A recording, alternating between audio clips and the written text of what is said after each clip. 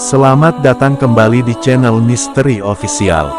Jangan lupa subscribe, like, tonton hingga akhir agar tidak sesat. Syekh Abdus Somad Al-Palimbani, ditulis ulang oleh Abu Muhammad Haidar Hussein Yuliansyah Rifai. Ini makam Syekh Abdus Somad Al-Palimbani bin Syekh Abdul Jalil bin Syekh Abdul Wahab bin Syekh Ahmad Al-Mahdani di Thailand Selatan, tepatnya di daerah Patani. Beliau sahabat Datuk Kalampayan dan sesama murid Syekh Saman Al-Madani yang dikenal dengan 4 serangkai dari tanah Jawa bersama Syekh Abdul Wahab Bugis, menantu Datuk Kalampayan suami Syarifah, dan Syekh Abdurrahman Al-Masri, kakeknya Habib Usman Betawi pengarang kitab Sifat 20, yang hidup antara tahun 1700 sampai tahun 1800 Masehi. Makam beliau di tengah hutan karena beliau dulu ikut serta dalam perjuangan melawan kerajaan Siam Buddha Thailand yang ingin merebut tanah Melayu Patani yang sekarang menjadi bagian negara Thailand. Syekh Abdus Somad Al-Palimbani mati syahid ketika berjuang bersama tentara Melayu Kedah melawan tentara kerajaan Siam Buddha Thailand. Beliau pengarang kitab Hidayatus Salikin, bahasa Arab Melayu, dan kitab Syiarus Salikin yang banyak diajarkan saat majelis-majelis pengajian di Kalimantan Selatan. Manaqib beliau, bila berbicara perjuangan atau penyebaran Islam di Nusantara, salah satu nama yang akan disebut dan dibahas yakni Syekh Abdus Somad. Seorang ulama besar pada masanya yang dilahirkan di Palembang pada 1116 Hijriah atau 1704 Masehi. Masyarakat Palembang, termasuk pula keturunannya, menyebut namanya Syekh Abdus Somad Al-Palimbani. Namun ada 3 nama lain yang menyebutkan ulama besar ini, yakni berdasarkan ensiklopedia Islam, namanya Abdus Somad Al-Jawi Al-Palimbani. Lalu berdasarkan sumber-sumber Melayu, seperti ditulis oleh Asyumardi Asra dalam bukunya, Jaringan Ulama Timur Tengah dan Kepulauan Nusantara abad 17 dan 18 Mizan, 1994, namanya Abdul Somad bin Abdullah Al-Jawi Al-Palimbani.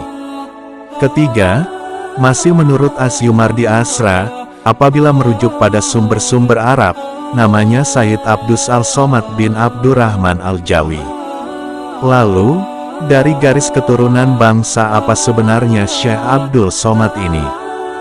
Bila dilihat garis bapak, dia masih keturunan Arab. Nama bapaknya Syekh Abdul Jalil bin Syekh Abdul Wahab bin Syekh Ahmad Al-Mahdani. Bapaknya seorang ulama dari Yaman, yang sebelum datang ke Palembang, sempat mampir dahulu di Kedah, Malaysia.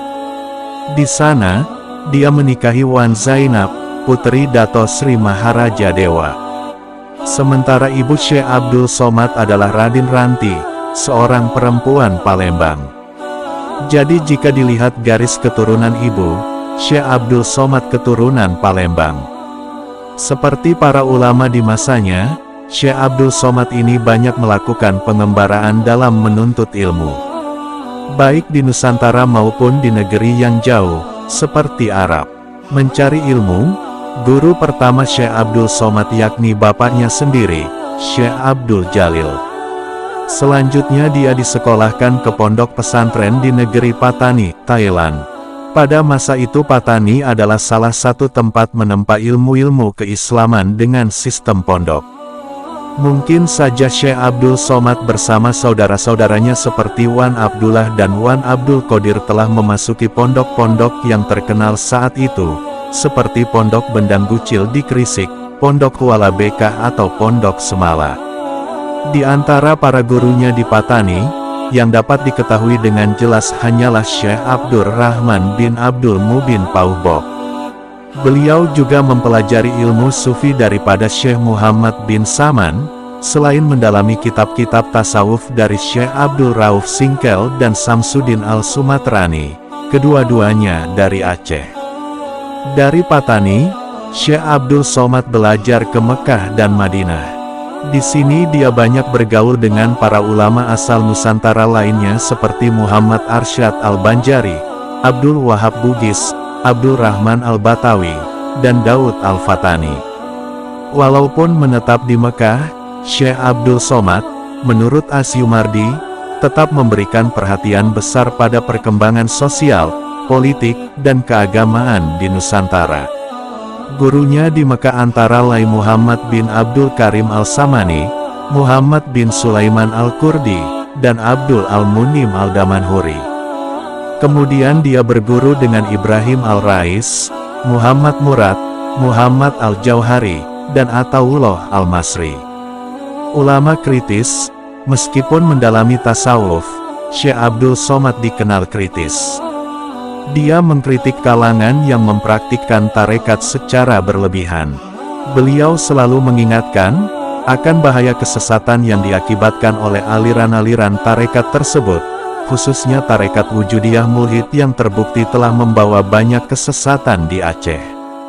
Untuk mencegah apa yang diperingatkannya itu, Syekh Al-Palembani menulis semula intipati dua kitab karangan ulama dan ahli falsafah abad pertengahan, yakni Imam Al-Ghazali, yakni kitab Lubab Ihya Ulumuddin atau Intisari Ihya Ulumuddin dan Bidayah Al-Hidayah atau Awal bagi Suatu Hidayah. Dua karya Imam Al-Ghazali ini dapat membantu membimbing mereka yang mempraktikkan aliran sufi. Berkaitan dengan ajaran tasawufnya, Syekh Al-Palembani mengambil jalan tengah antara doktrin tasawuf Imam Al-Ghazali dan ajaran Wahdatul Wujud Ibnu Arabi, bahwa manusia sempurna atau insan kamil adalah manusia yang memandang hakikat yang Maha Esa itu dalam fenomena alam yang serba aneka dengan tingkat makrifat tertinggi, sehingga mampu melihat Allah Subhanahu wa Ta'ala sebagai penguasa mutlak. Di Palembang, di masa Kesultanan Palembang, Syekh Abdul Somad sangat membenci Belanda. Apalagi Belanda memegang pengaruh besar di lingkungan Islam dan pemerintahan Palembang. Dia pun memutuskan meninggalkan Palembang. Guna melakukan perjalanan, dia bersama murid-muridnya menebang kayu di hutan untuk membuat perahu atau kapal kecil. Dia pergi ke Makkah. Walaupun sebenarnya beliau bukanlah seorang tukang yang pandai membuat perahu, namun beliau sanggup membuat perahu itu sendiri untuk membawanya ke Mekah. Tentunya ada beberapa orang muridnya mempunyai pengetahuan membuat perahu seperti itu. Ini membuktikan Syekh Abdul Somad Al-Falimbani telah menunjukkan keteguhan pegangan. Tawakal adalah merupakan catatan sejarah yang tidak dapat dilupakan. Membela Patani, setelah kembali ke Makkah, Syekh Abdul Somad Al-Falimbani tetap ingin pulang ke Nusantara. Dia telah lama bercita-cita untuk ikut serta dalam salah satu peperangan, melawan para penjajah di Nusantara. Namun setelah dipertimbangkan, dia lebih tertarik membantu umat Islam di Patani, dan Kedah melawan keganasan Siam.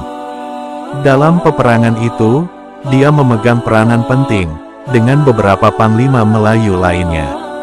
Ada catatan menarik mengatakan beliau bukan berfungsi sebagai panglima sebenarnya, tetapi beliau bertindak sebagai seorang ulama sufi yang sentiasa berwirid, bertasbih, bertahmid, bertakbir dan bersolawat setiap siang dan malam. Misteri kematiannya, sulit sekali menemukan tahun pasti wafatnya Syekh Abdul Somad. Menurut Dr. Muhammad Khatib Kuswain dalam bukunya, Mengenal Allah, suatu studi mengenal ajaran tasawuf Syekh Abdul Somad Al-Falimbani, pada tahun 1244 Hijriah atau 1828 Masehi dikatakan umur Syekh Abdul Somad 124 tahun. Sementara Dr. Asyumardi Asra menulis, meskipun saya tidak dapat menentukan secara pasti angka-angka tahun di seputar kehidupannya, semua sumber bersatu kata bahwa rentang masa hidup Al-Falimbani adalah dari dasawarsa pertama hingga akhir abad ke-18. Al-Baitar menyatakan, Al-Falimbani meninggal setelah 1200 Hijriah atau 1785 Masehi. Tetapi kemungkinan besar dia meninggal setelah 1203 Hijriah atau 1789 Masehi, setelah dia menulis karya terkenalnya, Sair Al-Salikin. Saat itu usianya berkisar 85 tahun. Berdasarkan sumber di Jeddah, dia dikatakan terbunuh dalam perang melawan Thailand pada 1244 Hijriah atau 1828 Masehi. Lalu di mana Syekh Abdul Samad dimakamkan? Dr. Muhammad Khatib Kuswain menyebut bahwa makam Syekh Abdul Somad di Palembang, tapi di Palembang belum didapatkan informasi di mana makamnya di Palembang. Sedangkan Dr. Asyumardi Asra menulis, ada kesan kuat dia meninggal di Arabia. Tetapi, yang jelas, seperti ditulis penyair Malaysia yakni Muhammad Abdullah bin Suradi dalam artikelnya, Syekh Abdul Somad Al-Falimbani, ulama, sufi dan syuhada, masyarakat di Patani mengklaim telah menemukan makam Syekh Abdul Somad di antara kampung Sekom dengan Cenak, di kawasan Tiba, Patani Utara, Thailand. Daftar karya Syekh Abdul Somad Al-Falembani. 1. Zahratul Murid fi Bayani Kalimatit Tauhid, 1178 H. 1764 Masehi. 2. Risalah pada menyatakan sebab yang diharamkan bagi nikah, 1179 Hijriah, 1765 Masehi. 3. Hidayatus Salikin fi Suluki Maslakil Mutakin, 1192 Hijriah, 1778 Masehi. 4. Siarus Salikin ila Ibadati Rabil Alamin, 1194 Hijriah, 1780 M 1203 Hijriah, 1788 Masehi. 5. Al-Urwatul Wutska Wasil Siltu Waliyil Atka. 6. Ratib Syekh Abdus Samad Al-Falimbani. 7. Nasihatul Muslimina wa Tazkiratul Mukminina fi Fadailil Jihadi wa Karamatil Mujtahidina fi Sabilillah. 8. Ar-Risalatu fi Kaifiyatir Ratib Lailatil Jumah.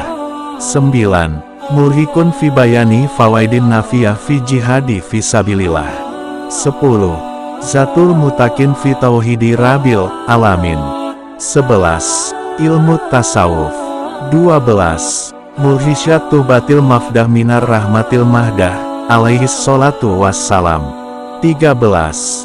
Kitab Miraj, 1201 Hijriah, 1786 Masehi. 14. Anisul Mutakin.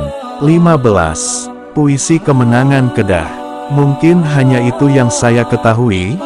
Jika ada salah silahkan di komentar yang positif. Benar hanyalah milik Allah semata, saya hanya manusia biasa yang tak luput dari kesalahan dan khilaf. Jangan lupa untuk subscribe Misteri Official, sampai jumpa lagi di video selanjutnya, salam.